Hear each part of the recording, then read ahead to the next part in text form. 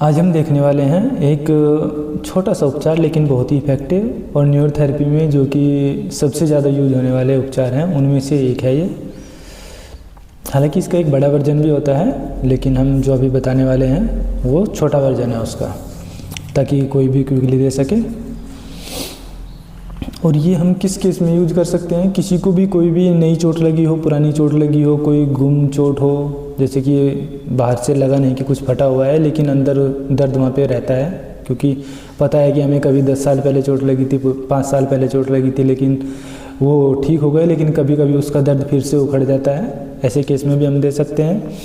ये किसी की सर्जरी हुई हो किसी प्रकार की, मतलब जैसे किसी का गॉल ब्लैडर निकाला गया हो या कुछ भी किसी की सिजेरियन डिलीवरी हुई हो, वैसे केस में हालांकि ऐसा नहीं करना है कि आपको सिजेरियन डिलीवरी हुई है तो आपने तुरंत से उपचार ठोकना शुरू कर दिया, नहीं। जो दवाइयाँ जिसने भी अपना ये डिलीवरी की है या सिजेरियन किया है उसने जो दवाइयाँ दी हैं वो आप मेडिकेशन प्रॉपर लें। लेकिन उसके बाद भी क्या होता है कि जख्म ऊपर से भर जाता है, लेकिन अंदर कहीं ना कहीं जख्म जो पूरा ठीक होने में कई साल भी लग सकते हैं, काफ़ी टाइम लग जाता है। तो ये जो उपचार है ये अंदर से उसकी हीलिंग कर देता है, जल्दी हो जाता है। ये मेरा पर्सनल अनुभव है। मेरी माताजी की गॉल ब्लैडर, ये कभी पुरानी बात है, जब तक हमने थेरेपी सीखी भी नहीं थी, उनका गॉल ब्लैडर निकाला गया था स्टोन की वजह से। तो वो तो वैसे तो सब ठीक हो गया, लेकिन फिर भी उनको रह के वहाँ पे प्रॉब्लम होती थी, दर्द उठता रहता था। लेकिन जब मैंने इसका जो फुल ट्रीटमेंट होता है वो उनको दिया काफ़ी टाइम बाद, तो अब वो भी सब होना बंद हो गया है। तो अगर किसी के साथ ऐसा है तो वो ट्राई कर सकते हैं, लेकिन इसमें सावधानी ये रखनी है कि कोई भी अगर हार्ट पेशेंट है तो उसको ये उपचार नहीं लेना है अपने से। वो या तो आप कोई मेडिकेशन लें या फिर अपना किसी थेरेपिस्ट से जाके संपर्क करें। वो आपकी पूरी स्थिति को जानकर आपको डायग्नोस करके प्रॉपर मॉडिफाइड करके आपको ट्रीटमेंट देंगे। ये जनरल प्रॉब्लम के लिए है, तो अपना सावधानी के साथ आगे बढ़ना है। और कोई भी क्रिटिकल केस हो तो उसमें अपने से डॉक्टर बनने की बिल्कुल ज़रूरत नहीं है। अपना जो भी प्रशिक्षित डॉक्टर है या थेरेपिस्ट है उनके पास जाएं और पूरा प्रॉपर डायग्नोस कराएं और उसके अनुसार उपचार लें। लेकिन ये मैं बता क्यों रहा हूँ, वीडियो हम इसका क्यों बना रहे हैं, ये है एक तो अवेयरनेस के लिए है और एक जनरल पर्पज समस्याओं के लिए है।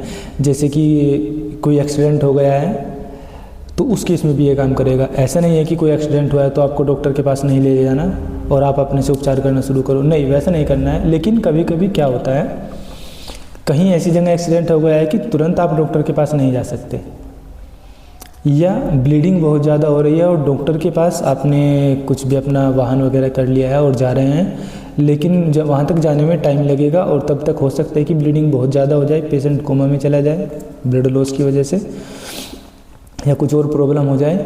तो अगर कोई ऐसी सिचुएशन है जहाँ पर कोई और उपचार आपको नहीं मिल रहा है तो आप उस टाइम पे ये करें तो ये ज़रूर से लाभ देगी। और अपना जो आगे का प्रोसेस है हॉस्पिटल ले जाने का, डॉक्टर वगैरह के पास जाने का, वो भी आप ज़रूर से करें।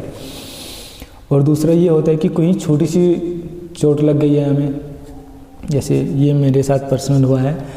एक बार गेट बंद करते हुए मेरी उंगली उसके अंदर गेट में आ गई और यहाँ पे ब्लड इसमें आ गया तुरंत, क्योंकि यार दर्द भी काफ़ी हुआ। तो मैं वहाँ पे अपने किसी दूसरे जो सीनियर थेरेपिस्ट हैं उनके पास में था वहाँ पे, तो मैंने और कुछ नहीं किया क्योंकि मुझे तो पता ही था कि करना क्या है। तो मैंने जो मैं अभी यहाँ पे उपचार बताने वाला हूँ वीडियो में वही लिया मैंने, लेकिन मैंने कम से कम 8-10 बार लिया उसको, थोड़ा थोड़ा करके, थोड़ी थोड़ी देर के गैप देकर, और वो तुरंत ठीक हो गया। जो ब्लड वहाँ पे आ गया था मेरी उंगली में, वो भी हालांकि ऊपर से कुछ फटा नहीं था, लेकिन अंदर स्किन के अंदर उसमें दिख रहा था कि हाँ ब्लड आ गया वहाँ पे, वो भी तुरंत ठीक हो गया। मतलब जख्म तो गए, उसका निशान भी नहीं बना है कुछ, वो प्रॉपर एक ही दिन में ठीक हो गया। लेकिन मैंने फिर भी 1-2 दिन और भी उसका उपचार लेता रहा था मैं, तो वो समस्या ठीक हो गई थी। तो इसलिए अगर किसी को चोट लग जाए, छोटी मोटी चोट हो, कोई पुरानी चोट हो, उपचार कराने के बाद भी लगता है कि ऊपर से ठीक हो गए लेकिन अंदर उसमें कुछ कसक बनी हुई है, या कोई ऐसी सिचुएशन में एक्सीडेंटल केस है कि जहाँ पे अभी तुरंत उपचार करा पाना, डॉक्टर के पास जा पाना संभव नहीं है, तो उस केस में दे सकते हैं। ये तुरंत असर करेगा और ब्लड को रोकने में, जख्म को थोड़ा डाउन करने में, उसको हील करने में मदद करेगा ज़रूर से। एक तो मैंने बता दिया कि हाई बीपी के पेशेंट को नहीं लेना है। हाई बीपी मतलब कोई भी अगर हार्ट पेशेंट है उसको नहीं लेना है, क्योंकि इसमें कुछ उपचार यहाँ पर होने वाले हैं जो हार्ट के बिल्कुल पास है, तो उसमें हार्ट पेशेंट को कुछ दिक्कत हो सकती है। एक प्रेग्नेंट लेडी को अपने से नहीं करना है, मतलब कोई भी क्रिटिकल केस है तो उस सिचुएशन में कोई कैसा भी उपचार बताए सेल्फ मेडिकेशन पे या सेल्फ ट्रीटमेंट पे बिल्कुल नहीं जाना है। ये जनरल लोगों के लिए है जिन्हें कुछ ज़्यादा प्रॉब्लम नहीं है या कोई इमरजेंसी केस है, उस केस में आप ट्राई कर सकते हैं। लेकिन किसी को अगर दिक्कत सी लगे कि हाँ उपचार लेके थोड़ा मुझे अच्छा नहीं लग रहा है तो बिल्कुल ना लें। इसमें हमें क्या करना है,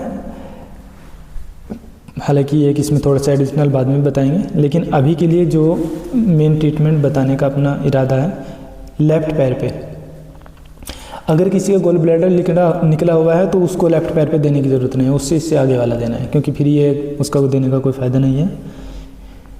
यहाँ पे ये जनरल के लिए है, अगर देना है सबको लेफ़्ट पैर पे बनाना है हमें 1 2 3 4 5 6 6 सेकंड के 3 पॉइंट बनाने, 1 2 3 1 2 3 4 5 6 1 2 3 4 5 6 लेफ्ट पैर पे पहला दूसरा और तीसरा घुटने के और यहाँ से पूरे एरिया के बीच में 3 पॉइंट हमें बनाने हैं।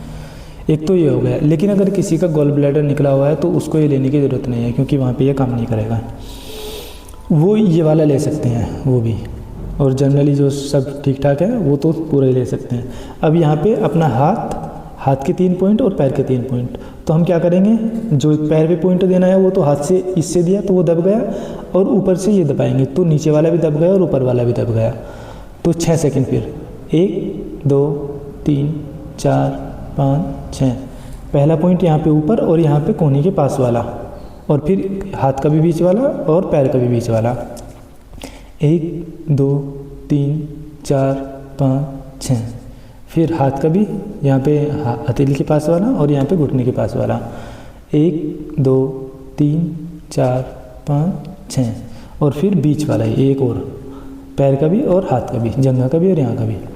1 2 3 4 5 6 ये हो गया। और एक फिर हमें करना है ये यहाँ पे, जो पहले भी कई बार बताया जा चुका है अलग अलग सिचुएशन के लिए, क्योंकि हर उपचार के अलग अलग काम, मतलब अगर हम उनका कॉम्बिनेशन अलग लेके चलते हैं तो वो उस हिसाब से काम करते हैं। यहाँ पे ठुड्डी के पास से 4 उंगल नीचे, पहले लेफ्ट साइड में और फिर राइट साइड में। 1 2 3 4 5 6 7 8 9 10 11 12 1 2 3 4 5 6 7 8 9 10 11 12 1 2 3 4 5 6 7 8। अब राइट साइड में 1 2 3 4 5 6 7 8 9 10 11 12 1 2 3 4 5 6 7 8 9 10 11 12 1 2 3 4 5 6 7 8 1 2 3 4 5 6 7 8 9 10 11 12। ये फिर से रिपीट करेंगे। 1 2